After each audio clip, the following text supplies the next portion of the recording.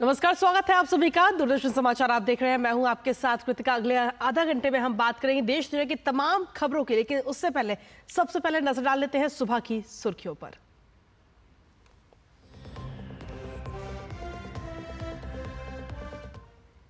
किसकी बनेगी सरकार, फैसले का काउंटडाउन हुआ शुरू। कल होने वाली मतगणना को लेकर निर्वाचन आयोग ने किए व्यापक इंतजाम। चुनाव आयोग आज करेगा प्रेस कॉन्फ्रेंस।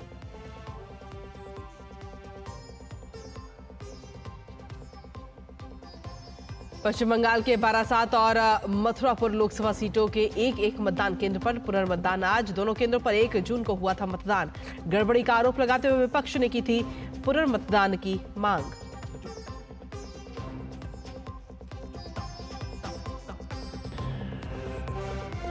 यूपीआई ने रचा इतिहास। मई में 20,45,000 करोड़ रुपए का लेन देन, 14 अरब से ज्यादा रिकॉर्ड ट्रांजैक्शन।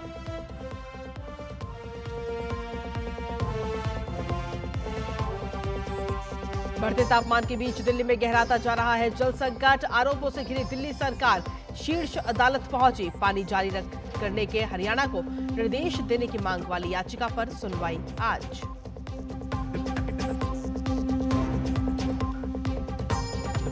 भीषण गर्मी से अभी नहीं मिलेगी राहत। मौसम विभाग ने अगले 3 दिनों में हिमाचल प्रदेश, राजस्थान, मध्य प्रदेश और छत्तीसगढ़ के कुछ हिस्सों में भीषण गर्मी का जताया अनुमान।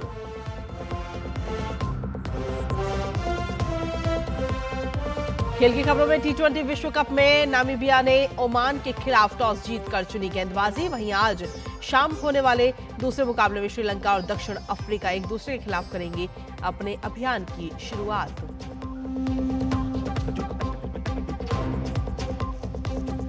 और फ्रेंच ओपन में दिखेगा भारतीय खिलाड़ियों का जलवा। पुरुष युगल के तीसरे दौर में श्रीराम बालाजी और मिगेल एंजल की जोड़ी का सामना भारत के रोहन बोपन्ना और मैथ्यू एबडेन की जोड़ी से होगा।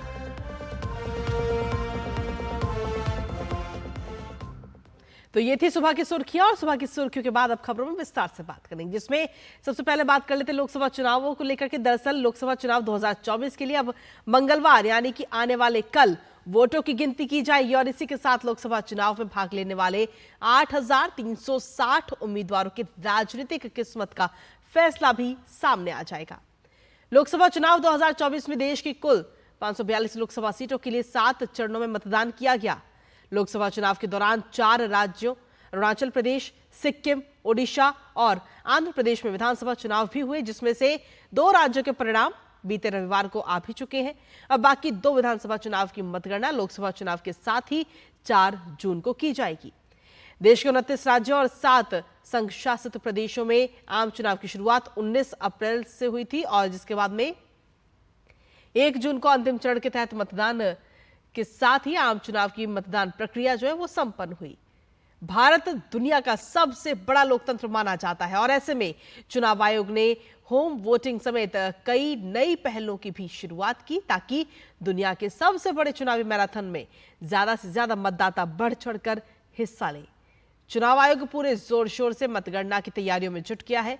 पर्यवेक्षकों और मतगणना दलों को परिपत्र भी बांटे जा चुके हैं। वहीं चुनाव आयोग आज दिन में करीब 12:30 बजे एक प्रेस वार्ता करेगा। लोकसभा चुनाव के लिए बीते कल यानी कि आने वाले कल यानी कि 4 जून को वोटों की गिनती होनी है। 1 जून को लोकसभा चुनाव के 7वें और अंतिम चरण का मतदान समाप्त होने के साथ ही सभी की निगाहें अब 4 जून पर टिक चुकी हैं।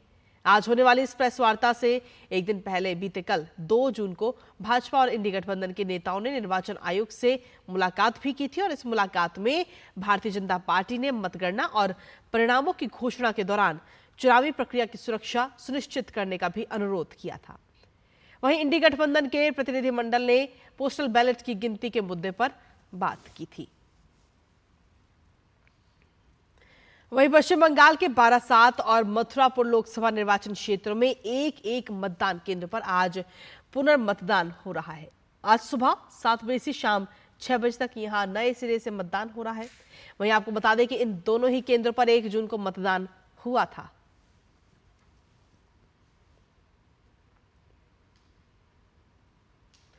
लोकसभा चुनाव के प्रचार अभियान में वैसे तो सभी दलों और नेताओं ने अपनी पूरी ताकत झोंकी, लेकिन प्रधानमंत्री नरेंद्र मोदी का प्रचार अभियान बेहद ही धुआंधार रहा है। प्रधानमंत्री ने लगभग 75 दिन में 200 से ज्यादा चुनावी कार्यक्रमों में हिस्सा लिया। पीएम की रैलियां और रोड शो में भारी जन सैलाब भी देखने को मिला है। आइए देखते हैं ये खास रिपोर्ट।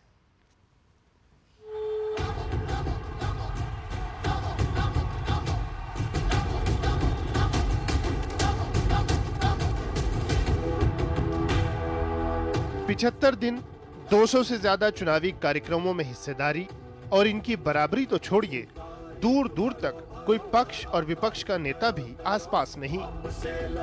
भीषण गर्मी के बीच एक जगह से दूसरी जगह की यात्रा के साथ ही एक दिन में औसतन 3 से 4 जनसभाएं, वो भी बिना थके और बिना थमे।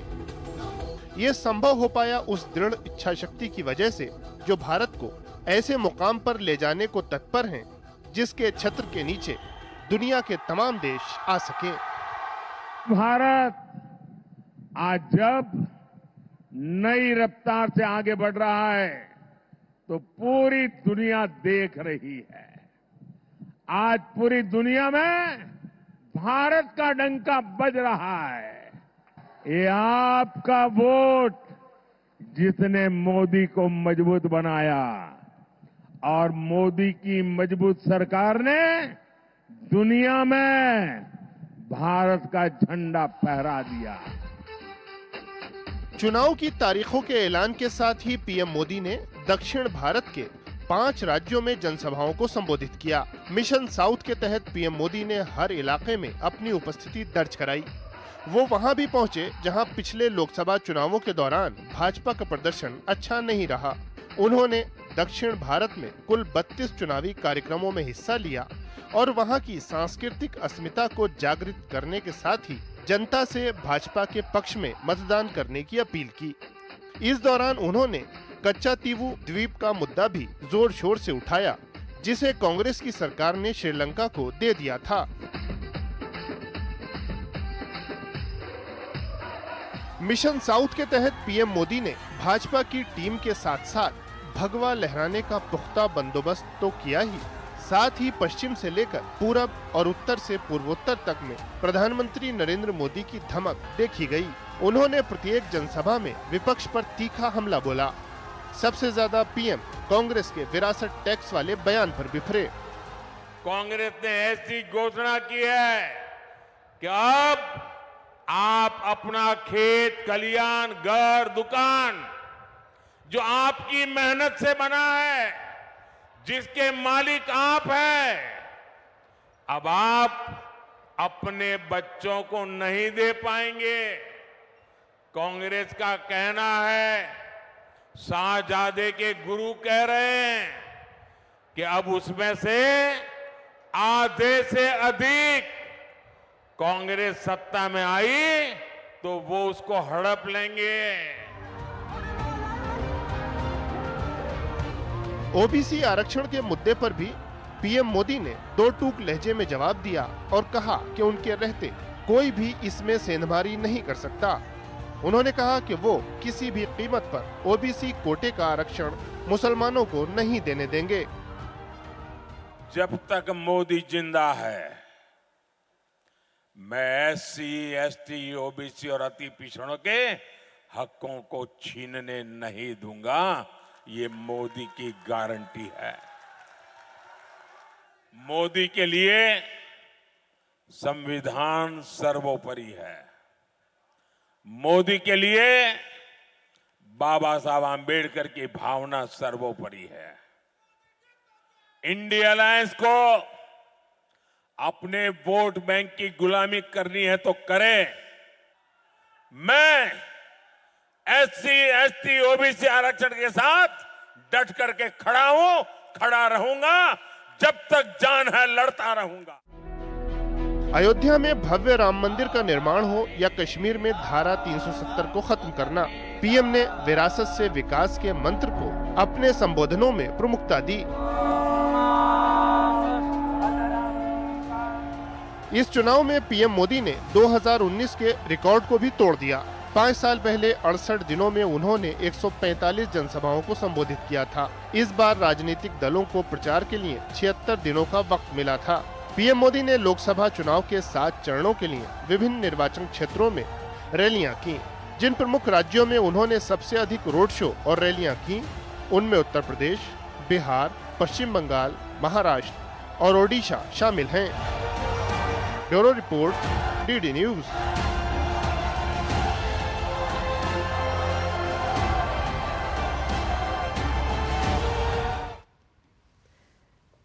और अगर देखा जाए तो देश में अब तमाम मीडिया संस्थानों ने नतीजों से पहले ही किए गए सर्वेक्षण में भारतीय जनता पार्टी के नेतृत्व में एनडीए को प्रचंड बहुमत दिया है। इसमें एक बात यह भी सामने आई है कि प्रधानमंत्री मोदी की जो लोकप्रियता के सामने देश का कोई नेता आसपास भी नजर नहीं आ रहा। आखिर क्यों है वो जनता की पहली पसंद? ये बात चुनाव प्रचार के समय भी देखने को मिली थी और लोगों ने बेबाक होकर इस पर अपनी राय भी व्यक्त की थी। क्या है लोगों की राय, आइए सुनते हैं इस रिपोर्ट के जरिए।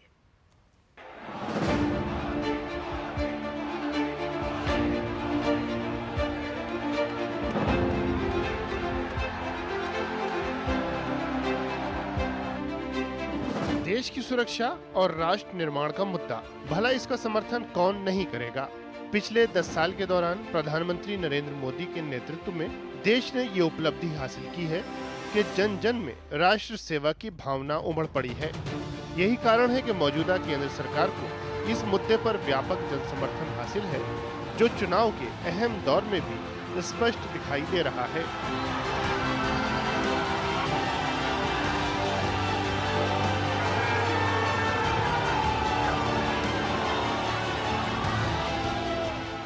हमारे देश की सुरक्षा का मुद्दा है।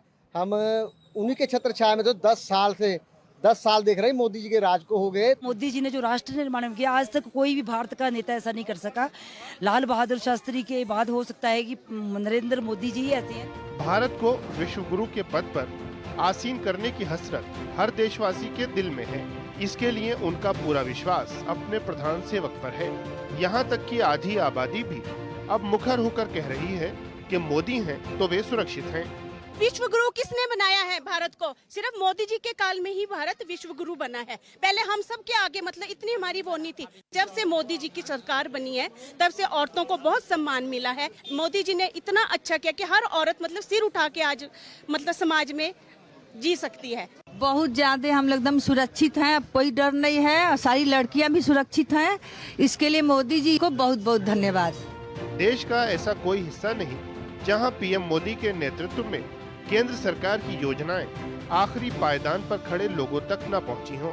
आज आयुष्मान कार्ड के लाखों लाभार्थी 5 लाख रुपए तक का मुफ्त इलाज करा पा रहे हैं, तो इसका सबसे बड़ा श्रेय उस सरकार को जाता है जो गरीबों के उत्थान के लिए स्पीड और स्केल के साथ काम कर रही है। मोदी गवर्नमेंट की बात है तो वो तो बहुत बढ़िया है। उनकी स्कीम अच्छी है, मतलब वुमेन्स के लिए, यूथ के लिए या एमएसएमई जो है सब बहुत बढ़िया स्कीम है। पहले लोगों का खेत बिक जाता था, दवा नहीं करा पाते थे, लेकिन आयुष्मान कार्ड जब से माननीय मोदी जी ने दिया है लोगों को, गरीबों को, तब से जो है वो अपनी दवा जो है, चाहे वो वृद्ध हों, चाहे वो लड़के हों, चाहे बच्चे हों, चाहे औरत हों, सभी अपनी दवा करा पा रहे हैं। विकास और विरासत के मंत्र को सरकार के कार्यक्रमों में शामिल कर प्रधानमंत्री नरेंद्र मोदी ने जन जागृति के काम को विस्तार दिया, जिसमें अयोध्या में राम मंदिर के निर्माण से लेकर काशी में भव्य काशी विश्वनाथ कॉरिडोर और गंगा आरती के महात्म को दुनिया में पहुंचाने का काम शामिल है। जो उन्होंने जय श्री राम जी का मंदिर बनवाया है अयोध्या में, उसको लेकर अब काफ़ी, क्योंकि वो बहुत लीड टॉपिक रह चुका है इस टाइम पे, तो उसको देखकर काफ़ी यंगस्टर्स में जोश हुआ है कि बिल्कुल इस बार तो बीजेपी की ही सरकार ही आनी चाहिए इसको लेकर। आरती का कार्यक्रम गंगा जी का शुरू करवाया, वो भी बहुत अच्छा लग रहा है और हम औरतें आज निर्भीक होकर घूम पा रहे हैं। प्रधानमंत्री नरेंद्र मोदी के नेतृत्व में विगत 10 सालों में 25 करोड़ लोग गरीबी रेखा से बाहर निकले हैं। ये संभव हो पाया है क्योंकि अब सिस्टम में लीकेज को पूरी तरह खत्म कर दिया गया है। आज सरकार की योजनाओं का सबसे बड़ा लाभार्थी वो वर्ग है जो सदियों से उपेक्षा का शिकार रहा है। Bureau report, DD news.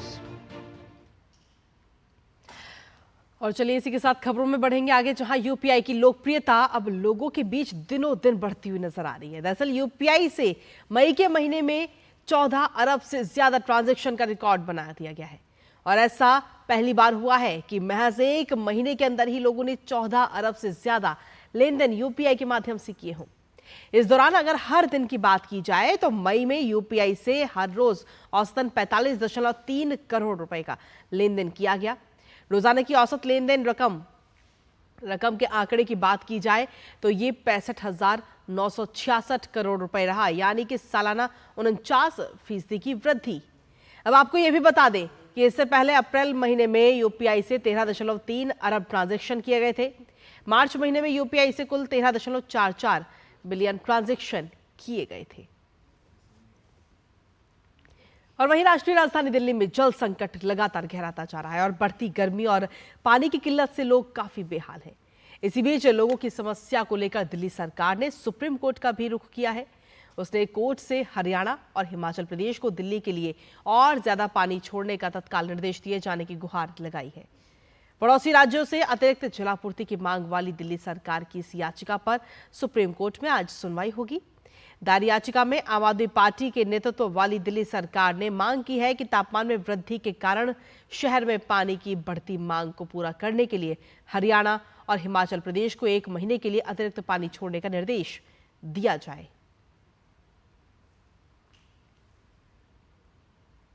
और वहीं मौसम विभाग ने अगले 3 दिनों में पश्चिमोत्तर, मध्य और पूर्वी भारत में भीषण गर्मी में कमी आने का भी अनुमान व्यक्त किया है।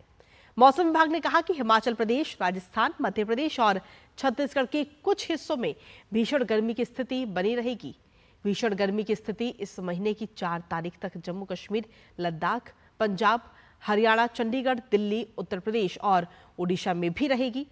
मौसम विभाग ने देश के शेष हिस्सों में अधिकतम तापमान में कोई बड़ा बदलाव नहीं आने का भी अनुमान व्यक्त किया है। और इस बीच मौसम विभाग ने अगले 7 दिनों के दौरान बिजली गरजने और तेज हवाओं के साथ पश्चिम बंगाल और पूर्वोत्तर भारत में हल्की से मध्यम वर्षा का भी अनुमान व्यक्त किया है।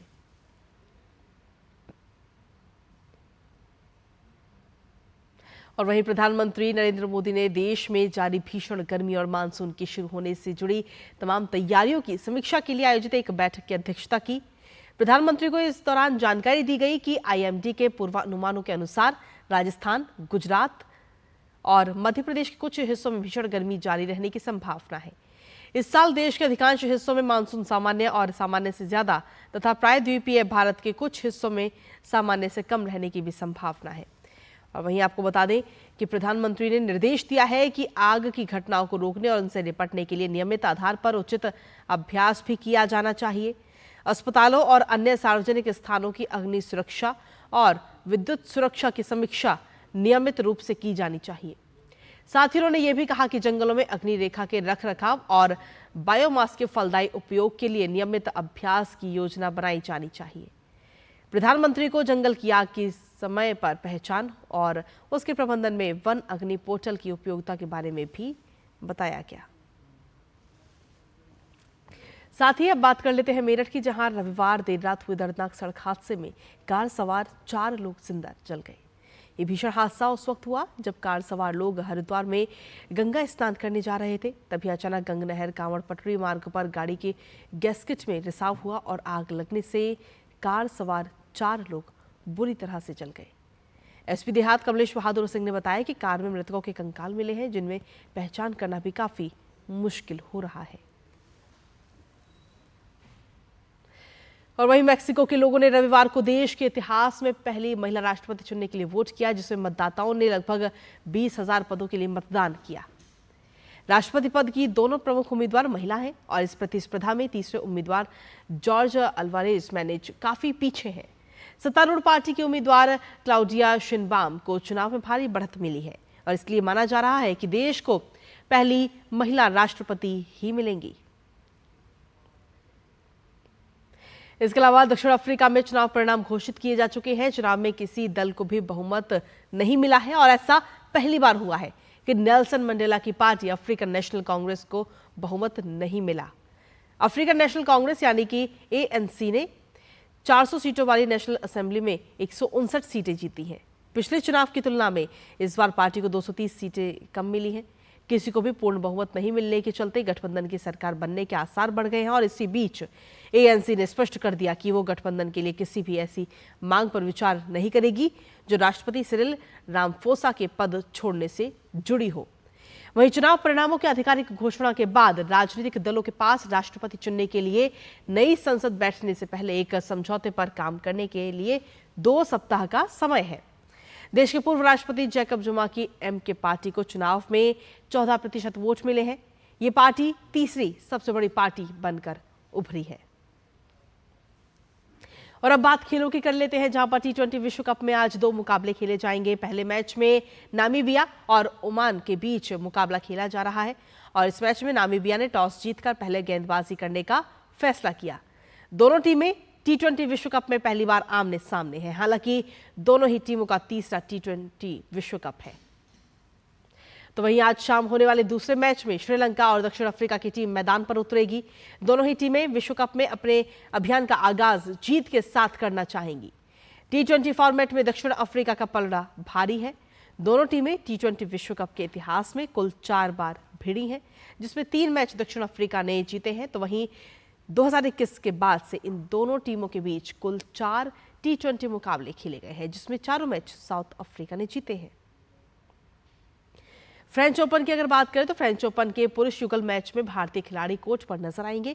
प्रतियोगिता के तीसरे दौर में भारत के रोहन बोपन्ना और ऑस्ट्रेलिया के मैथ्यू एब्डन की जोड़ी भारत के श्रीराम बालाजी और मैक्सिको के मिगेल एंजल की जोड़ी से भिड़ेगी। मानसिक रोग कई लोगों को प्रभावित करते हैं। स्किज़ोफ्रेनिया एक मानसिक रोग है जिससे व्यक्ति का व्यवहार प्रभावित होता है। आइए जानते हैं कि क्या है इसके लक्षण और क्यों ये जरूरी है। आइए इसका सही उपचार आखिर क्यों जरूरी है, जानते हैं इस रिपोर्ट के जरिए।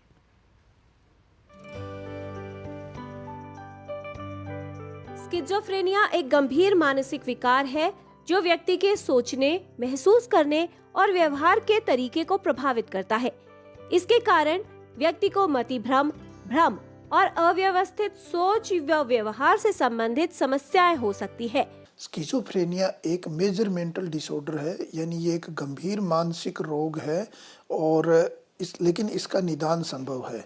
स्किज़ोफ्रेनिया के जो लक्षण होते हैं वो शक करना, वहम रहना, आवाज़ें सुनाई देना, कुछ आकृतियाँ, इमेजेस दिखाई देना जो वास्तव में एग्जिस्ट नहीं करती हैं, स्लीप के अंदर डिस्टर्बेंस होना, व्यवहार है वो अबनॉर्मल हो जाना और चिड़चिड़ापन रहना।